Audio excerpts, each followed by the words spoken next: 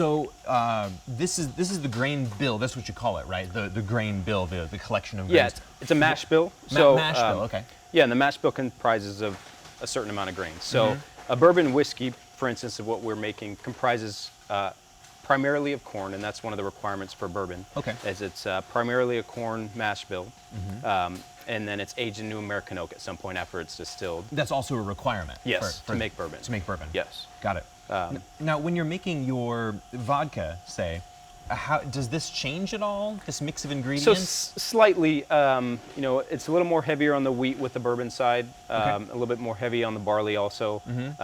But our vodka that we do also is a triple grain blend also. It's corn, wheat, and barley. So same grains, just a different size on components on the mash bill. Different proportions of them. Yeah. Got it. Yeah. So what does the grain, what does the mash bill look like for the gin? So in order to make gin has to be made from a neutral spirit initially. So we make gin from our vodka. Okay. So really, it's distilled from grain and it's distilled from our vodka. So the mash bill in the grain initially is the same as our vodka. Got it. So you make this gin product from your vodka. Yeah, and then basically, once the vodka is made, we put it back in the still and redistill it with some different botanicals, which gives the botanical essence in the spirit. I see.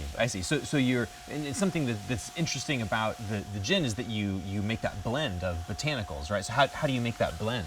Yeah, so you know, it was a process that we came up with, just playing with different recipes, but it's done with 4 different organic botanicals. It's done with juniper, coriander, fennel, and orange zest. Ooh, so, fun. Yeah, it's a new American style gin to where the juniper is not so forward, and it kind of counterbalances with the citrus notes. It sounds really complex, it sounds like. Absolutely. I'm looking forward to tasting that pretty soon. For sure, yeah.